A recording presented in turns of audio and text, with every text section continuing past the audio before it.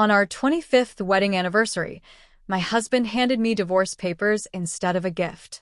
A quarter century is enough, James Carter declared before our stunned guests. I want someone younger, Emma. Pack your things and leave the condo by tomorrow. He forgot one crucial detail. My parents gifted me that condo. His mother, Margaret Carter, stood there, her smile cold and silent. I stood, grabbed the microphone, and said something that left him frozen. That night, Emma Thompson awoke to hushed voices behind the bedroom door. James was on the phone with his mother at 3 a.m., his tone oddly animated. Emma lay still, catching fragments of their talk. We need to pull this off perfectly, James whispered. She won't see it coming. Of course, dear, Margaret replied smoothly. Emma's heart raced. What were they scheming? Why now, so close to their milestone anniversary? The floor creaked as James returned. Emma shut her eyes, feigning sleep. He slid into bed, tense and restless. Morning brought a strange shift. Emma, my darling, James said, kissing her cheek, reeking of costly cologne. Let's pick the perfect restaurant for our anniversary. Emma's brow arched. In 25 years, James never cared about celebrations. She planned everything, and he only criticized. Sure, she said cautiously, watching him hurry to work. His phone, left on the nightstand, pinged. A calendar alert. Call R at 11 a.m. Who's R? Emma asked, watering the plants. James spun, eyes flickering. Rodriguez, a Portland colleague. Work stuff. His left eye twitched, a telltale sign of a lie. I see, Emma said, smiling tightly, her chest constricting. Alone, she stared at the gray October sky over Arlington. They'd met in college. She, a sharp accounting major, he, an ambitious manager. They married for love, dreaming of kids, but none came. Doctors found no issues, yet the miracle never happened. Margaret's snide remarks about grandchildren stung, but they'd moved on, focusing on careers and travel. Still, something had fractured between them. A knock interrupted her thoughts. Margaret stood at the door, her smile icy. Emma, dear, ready for the party? She asked, gliding into the condo uninvited. Getting there, Emma replied. James wants a restaurant. Perfect, Margaret said, eyeing the living room like it paled next to her lakeside estate. By the way, have you thought about a will? James is 53. No grandkids, but my nephews could use a legacy. Emma stiffened. What nephews? Margaret waved dismissively. Just planning ahead. Where are the condo papers? In the safe, Emma said curtly. Margaret's questions, James's odd affection, and that late-night call clicked into place. Emma checked James's laptop. His usual password, their meeting date, failed. Her pulse quickened. She tried their wedding date, reversed. It worked. His browser history chilled her. How to divorce with shared assets. Property division laws. Keeping the condo in a split.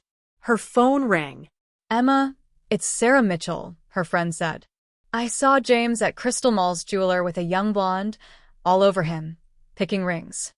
Describe her, Emma said softly. About 30, polished, expensive coat. Superficial. You okay? Yes, Emma lied, her world crumbling. That evening, James returned with roses and chocolates. For my one true love, he said, kissing her. Emma met his gaze. We need to talk about our future. He flinched subtly. After the party, okay? Let's not ruin the mood. Emma nodded, hiding her resolve. She had a secret weapon, one James didn't suspect. The next day, he left early, claiming a meeting. His phone, left in the kitchen, rang at 11 a.m. The answering machine caught Margaret's voice. James, Mr. Lawson says it's all set. Keep her in the dark until the moment. Lawson, not Rodriguez. Betrayal crystallized. Emma tried James's phone, guessing the blonde's birthday, March 8th. It unlocked. Texts to Chloe Evans confirmed her fears. After the anniversary, the condo's ours. Patience, love. Emma stood, resolute. James didn't know her strength or the ace she held. Lawson says if we play this smart, she'll only get half. I'll keep the condo. James Carter's voice echoed in Emma Thompson's mind. She sank into a chair, hands trembling.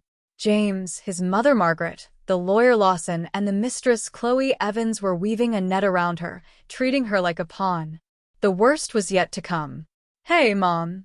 James's voice from the intercepted call replayed in her head. Is the condo title in both our names? Maybe it's just mine. Son, I saw the deed when you bought it, both names. But Lawson has ways. She needs to sign the waiver. And if she won't, after what we do at the party, she'll have no choice. What did they plan to do? Humiliate her publicly? Frame her? Emma's throat tightened with dread. She quickly forwarded the incriminating text to her phone and returned James's device to the kitchen counter. She needed a strategy. She needed allies. She dialed Lauren Brooks, her college friend, now a sharp family attorney. Emma? Lauren's warm voice answered. It's been ages. You okay? Can we meet today? Emma asked, steadying her voice. I need legal advice. Absolutely. My office at 6 p.m. Lauren's city center office gleamed in a sleek high-rise. She hugged Emma, but sensed her strain. Spill it. What's going on? Emma exhaled. Say a friend's husband is plotting a divorce, setting a trap. Lauren's eyes narrowed. This friend you, Emma? Emma hesitated, then confessed. The midnight calls, Chloe's texts, Margaret's scheming. Lauren listened, jotting notes. This is ugly, but you're ahead of the game. Tell me about the condo. Whose name's on it? Both ours since 2005. Equal shares. I'm a controller at Alliance Development, 15 years. We've got a cabin too, but it's minor. The condo's the prize. Lauren nodded. They can't force you to waive your share. They're banking on emotional blackmail, a scandal to break you. Gather evidence, screenshot texts, record calls, secure funds in a solo account. Most importantly, act clueless. Emma felt a spark of hope. Thanks, Lauren. What's the fee? Lauren grinned. Free for friends. Just keep me posted. You're not alone. Back home, Emma's resolve hardened, but James's words cut deep. You look worn out, Emma, he said, adjusting his tie in the mirror. No offense, but you've let yourself go. 50's not old, but maybe hit the gym, see a dermatologist. I saw Sarah's daughter today. 30. Looks 25, so polished. You get it. He was laying groundwork to justify Chloe. I've got a Saturday meeting, he added. All day. And Sunday, I'm helping Mom set up her TV. Another lie, more time with Chloe. That night, Emma checked their joint account online. Over $30,000 withdrawn in a month. Gifts for Chloe, payments to Lawson, maybe more. They were using her money to ruin her. She stifled a bitter laugh. But Emma held a secret. A week ago, a notary's letter arrived.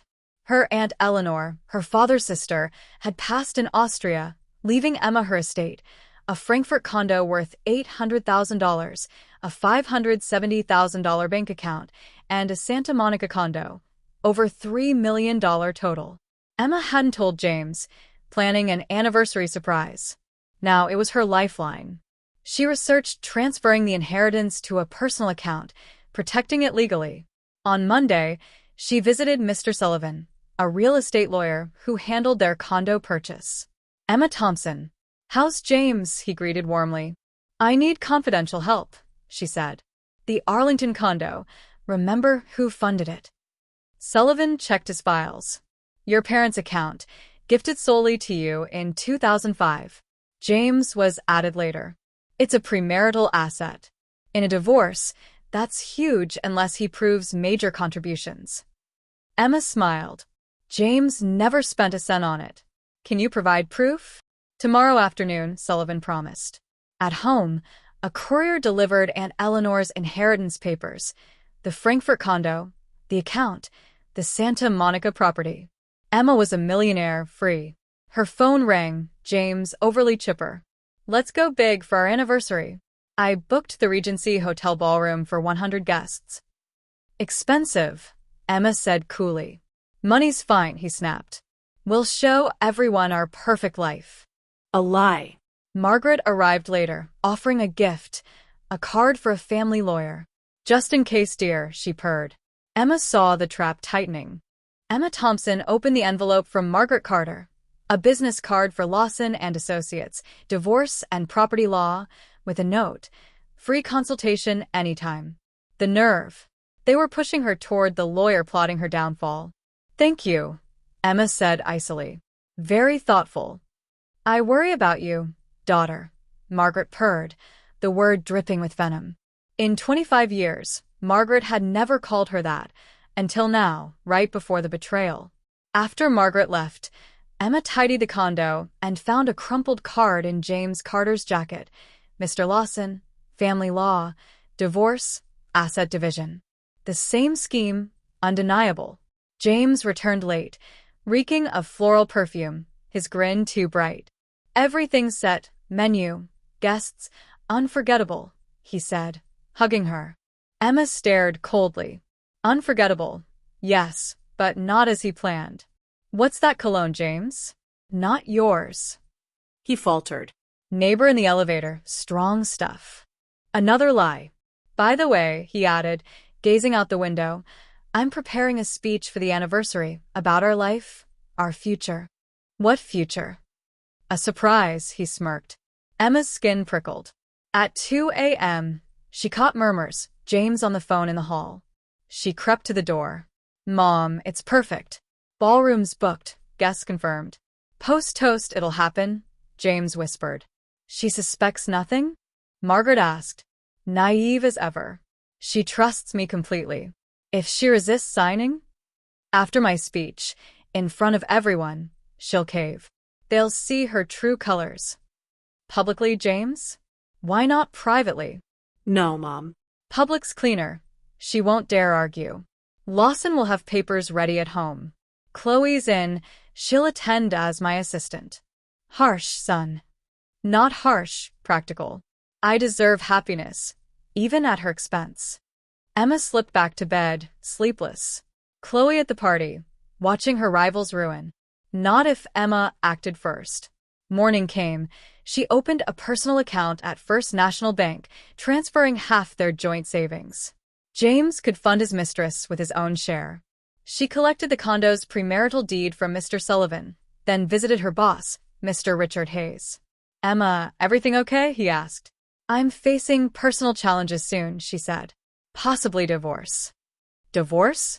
You two seemed solid. That's why I'm warning you. My work won't slip. You're our best controller. Your job's secure. Later, Emma reviewed Aunt Eleanor's inheritance papers. The Santa Monica condo, recently vacated, could be her new home. The Frankfurt condo and $570,000 bank account ensured independence. Most crucially, the Arlington condo was hers alone, predating their marriage. James was clueless. At the Austrian consulate, a silver-haired official reviewed her documents. All in order, Mrs. Thompson. Your aunt was meticulous. The accounts unlock in a week. The Santa Monica condo's yours now. Emma tucked the papers away, 3 properties, over $1 million, and freedom. At Union Bank, she opened a euro account for the international transfer. The clerk gaped at the figures. Quite an inheritance. My aunt was remarkable, Emma said, smiling. Leaving, she felt unshackled. James's plans no longer mattered. Outside the Regency Hotel, checking party details, Emma froze. A blonde in a lavish coat, Chloe Evans, chattered on her phone. James, my love, the ballroom's stunning. You promised a grand condo soon. I can see us hosting there. Chloe, 30, polished, with cold, calculating eyes, didn't notice Emma. I know tomorrow's tough, she continued. But after your speech, she'll get it. I'll be your assistant. Romantic, right? Emma approached. Excuse me, where's the manager? Chloe glanced dismissively. No clue. I don't work here. She resumed. James, some woman's asking questions. See you tonight, love, he replied. Some woman. Emma mused, smirking. Tomorrow, she'd turn the tables. The manager. a warm, round-faced woman, confirmed James spent $45,000 on the ballroom, lavish chandeliers, pristine linens, perfect for his spectacle. "Microphone central," she said. "Mr. Carter wants everyone to hear." At home, James paced, hiding a paper. "Where were you?" "Checking the ballroom," Emma said. $45,000, James? Excessive. "Money's fine," he snapped. "It's about impressing everyone." Margaret arrived, buzzing. "James, rehearsed your speech?" Perfect, Mom. "Everyone will see I'm right." "She won't make a scene," Margaret assured. "Educated women stay composed." "Lawson's papers are ready, she'll sign." From the kitchen, Emma's fury simmered. She clutched her folder of documents, her arsenal. Tomorrow, James would face her surprise. Emma Thompson clutched her folder. The Arlington condo deed, and Eleanor's inheritance papers, and her new bank account statement. Tomorrow, these would upend everything. That night, after Margaret left, James locked himself in his study, muttering his speech. Emma crept to the door, listening. "Friends, today's special. 25 years ago, I made a choice that felt right. But people evolve, and sometimes you admit your mistakes. Mistakes, their marriage. I thank Emma for these years, but honesty demands truth. We're different now, with separate paths." The words blurred, but their intent cut deep. Emma retreated, sleepless. Morning came, and James was buoyant. "Emma," he said, nodding his tie. "Today's a big day." "Our anniversary," she replied. "More than that," he grinned oddly. "Life's changing, for both of us." "Changing how?" "You'll see." Big surprise. "James, did you ever truly love me?" He froze. What a question on such a day. "Of course I did, and do in my way." His way, like valuing an old chair. "I see," Emma said softly. All day, James buzzed, confirming the Regency Hotel's plans, checking guests. By evening, he was jittery. "Ready, Emma?" She stood in a sleek navy dress, bought for the occasion. "Ready." She slipped her documents into her purse. Time for truth. The drive was silent, James's fingers tapping the wheel. Unlike their joyful courthouse ride 25 years ago, this was a prelude to war. At the hotel, James said, "Whatever happens, I wish you well." "And you'll get what you deserve," Emma replied calmly. The ballroom dazzled, white roses, gold candles, 100 guests. Emma smiled through congratulations, nerves taut. "You look radiant," said Olivia Grant, a colleague. "So romantic." "Unexpected," Emma murmured, spotting Chloe Evans, James's mistress, posing as his marketing assistant in a lavish dress, chatting casually. "James, congrats," said Mr. Richard Hayes, James's CEO. "Solid couple." "Special day," James replied. "I've got a speech planned." Emma's throat tightened. Margaret glided among tables, basking in praise, eyes gleaming with anticipation. In a corner, a stern man in a suit, Mr. Lawson, the lawyer, sat, ready for signatures. "Dear guests," the MC announced, "James has words for his wife." Silence fell. James took the microphone, beaming. "Thank you for joining us. 25 years is a milestone. I've reflected on our journey, what brought joy, what didn't." Emma braced. "Here it comes." "People change," James continued. "What felt right young can become a mistake. I chose Emma with youthful passion, but clarity comes with time." "James, what's this?" Emma whispered. "The truth," he said sharply. "Friends, I've lived 25 years with a woman unfit for me. Dull, uninspiring, not the partner a successful man needs." Gasps rippled. Margaret smirked. "Our marriage ends tonight. I'm filing for divorce. Emma must vacate the condo for a fair split." He glanced at Chloe, who grinned smugly. "Is this a prank?" a guest shouted. "James, have you lost it?" his boss snapped. "I'm clear-headed," James said. "I deserve happiness with someone who fits me." He nodded at Chloe. Emma rose, calmly taking the microphone. "Thank you, James, for your honesty." The room stilled, expecting tears. "You're right, enough lies. I'll share my truth." James frowned, off script. I've known for weeks, Emma said. About Chloe, Lawson over there, and your plan to strip my condo rights. Lawson paled, blocked by guests, as he tried to slip out. What nonsense, James stammered. Your mistake, Emma said, revealing her folder. The Arlington condo was my parents' gift pre-marriage in my name alone. Here's the deed. James staggered back. Impossible. More, Emma said. 3 weeks ago, my Aunt Eleanor left me a Frankfurt condo, a Santa Monica condo, and over $1 million in cash. Silence gripped the room. Chloe blanched. Your fair split gets you half the cabin and car. The rest is mine. Oh, and your $45,000 spectacle to shame me? Paid with our savings. Outraged murmurs erupted. James, you're free, Emma said. Take your wonderful woman and leave my condo. I file for divorce tomorrow. Wait, we can talk. No, Emma cut in. Game's over. Lawson can go. I don't need him, Emma Thompson declared, turning to the guests.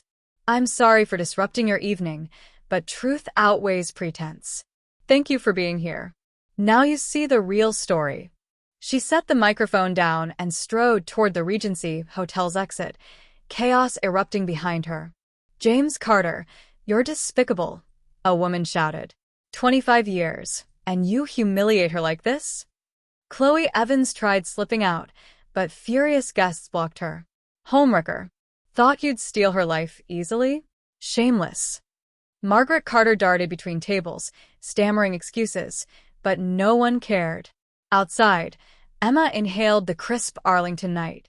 Freedom. Through the ballroom's windows, she saw James's carefully built scheme collapse. He stood, pale and lost, amidst shouting guests, the microphone abandoned.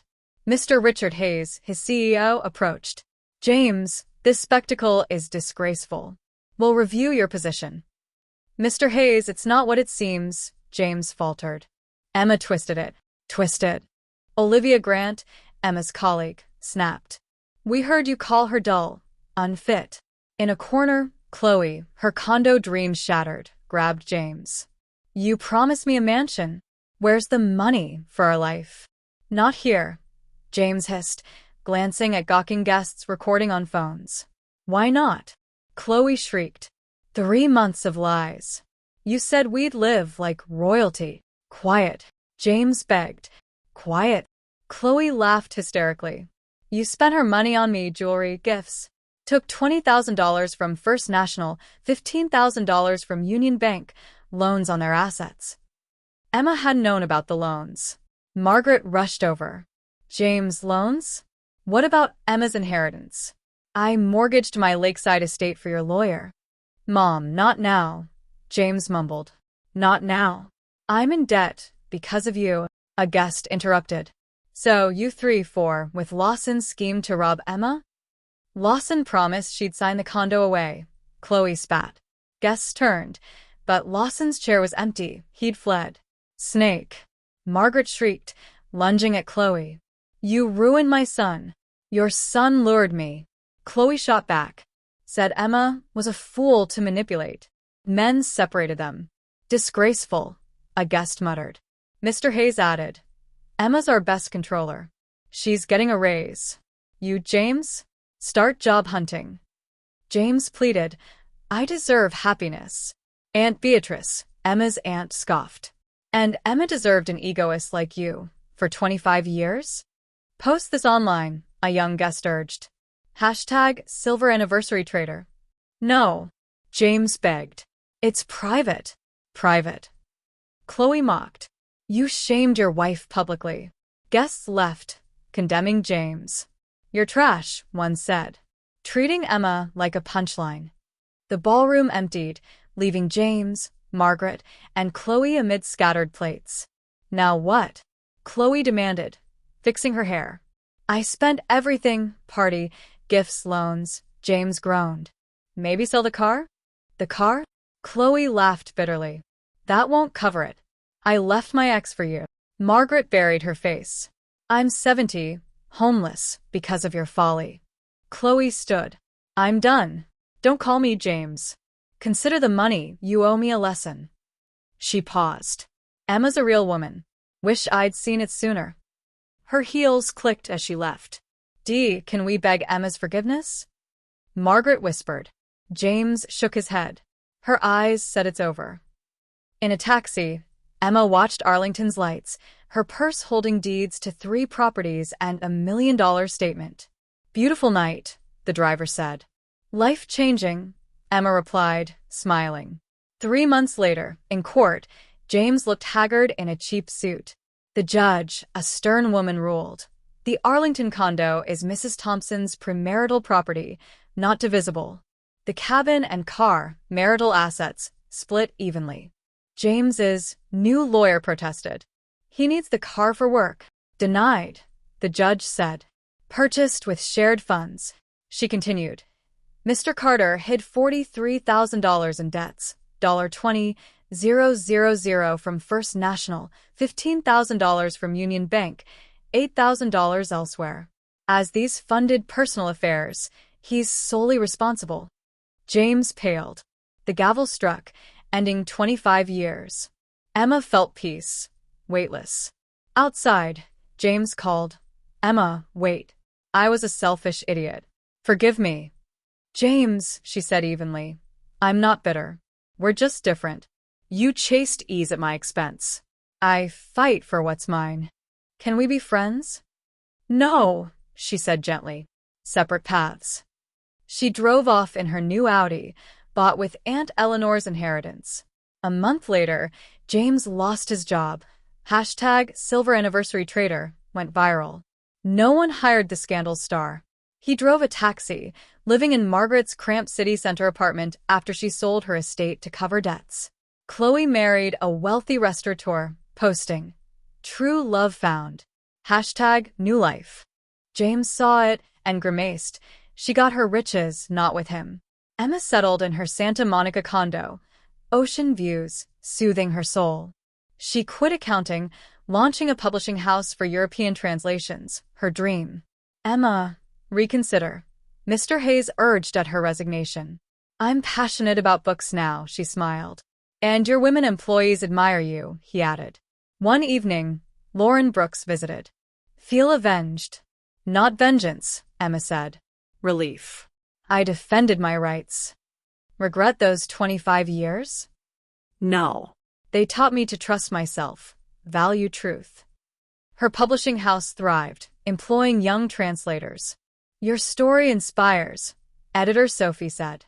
My mom, at your ex's firm, says you're rare. I'm not strong, Emma replied. I just refuse to be a victim. A year later, James wrote, Emma, I lost the best thing I had. You deserve everything. She filed it away, no anger, just closure. On her condo's terrace, coffee in hand, Santa Monica sparkled. Music drifted, summer air sweet. She was free, fulfilled, happy. Elsewhere, James drove his battered Toyota, haunted by one night's ruin. Truth always triumphs, even if it takes time. Love this story? Where are you tuning in from? Share in the comments.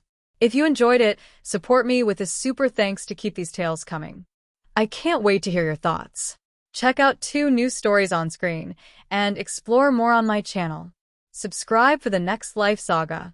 With love and gratitude.